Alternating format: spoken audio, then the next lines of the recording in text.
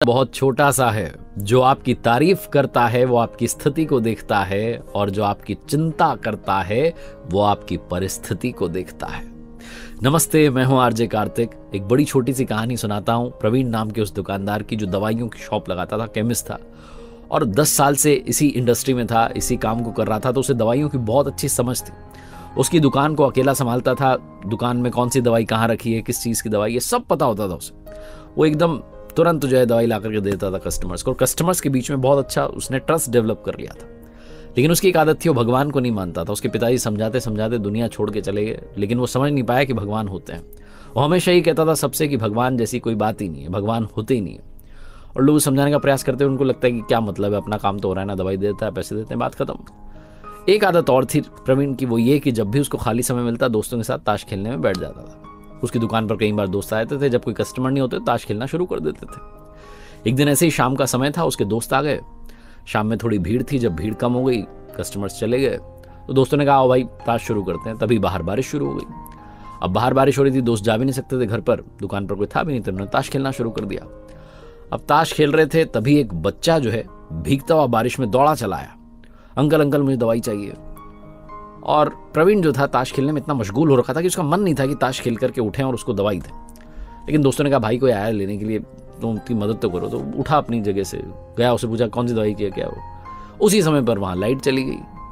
Light चली गई, एक तो इसका मन जो था उदास हो गया कि ताश नहीं खेल पा रहे हैं, दूसरा लाइट चली गई, दिमाग और ख़राब हो गया। इसने कहा बच्चा क्या परेशान करने आ गया। बोले क्या हो गया है? बोले मेरी माँ बीमार है और सब दुकानें बंद हो रखी हैं, बारिश में आप ही की दुकान खुली दिखी, मुझे तो बड़ी उम्मीद है, आप दवाई दे दीजिए, मेरी माँ को बचा लीजिए। छोटा सा बच्चा था।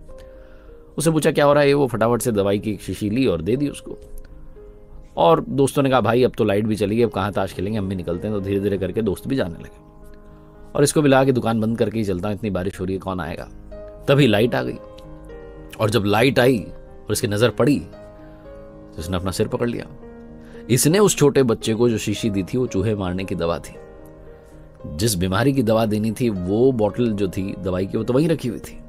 इसका दिमाग खराब हो गया कि वो छोटा बच्चा पता नहीं कौन था, कहाँ से आया था, अपनी माँ के लिए दवाई लेके गया, उसको तो पढ़ना भी नहीं आता होगा, पता नहीं वो अपनी माँ को दवाई ना दे दे, चूहे मारने की दवा है, उसकी माताजी रहेंगी नहीं, माताजी दुनिया छोड़ के चली जाएंगी, मैं 10 साल से इस बिजनेस को कर रहा हूँ, लोग क्या कहेंगे, बहुत कुछ उसके दिमाग में चलने लगा। उसको समझ नहीं आ रहा था क्या करूँ। फिर उसे याद आई पिताजी की वो बात जो पिताजी कहते थे। दुकान में पीछे की तरफ घूमा तो वहाँ ऊपर की तरफ भगवान श्री कृष्ण जी की एक छोटी सी मूर्ति लगी हुई थी। धूल लग गई थी उस पर, क्योंकि ये तो पूजा पाठ करता नहीं था।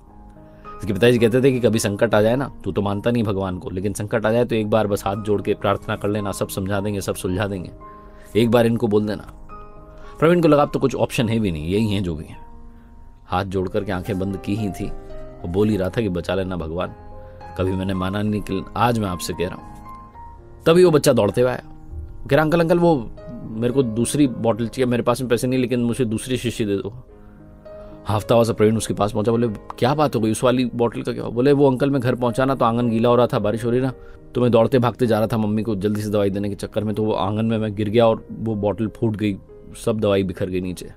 प्रवीण ने कहा बस जाकर के उसको ना बाद में साफ कर देना, और तुम चिंता मत करो, मैं तुम्हें दूसरी बॉटल देता हूँ। उस बच्चे ने कहा अंकल लेकिन पैसे नहीं मेरे पास। प्रवीण ने कहा पैसे नहीं चाहिए बेटा, तुम ले जाओ, मम्मी को ठीक करो, और कोई दिक्कत आए दवाई चाहिए आ जाना लेने के लिए। प्रवीण फिर से भगवान के सामने गया, हाथ जोड़ के बोला भगवान आप होते हैं, भक्ति में शक्ति होती है, मुझे आज समझ में आई, मैं नास्तिक बना घूम रहा था, आज आपने मेरी लाज बचा ली। बहुत छोटी सी कहानी है। हम में से कई लोग सवाल उठाने लगते हैं कि ऐसा कुछ होता थोड़ा ना, भूल जाते हैं कि हम सब उन्हीं की संतानें हैं, ये सृष्टि उन्हीं के चलाने से चल रही है। भरोसा बनाए रखिए, कृपा अवश्य आएगी। एक बार फिर से वही बात जो अक्सर कहता हूं, कर दिखाओ कुछ ऐसा कि दुनिया करना चाहे आपके जैसा। मैंने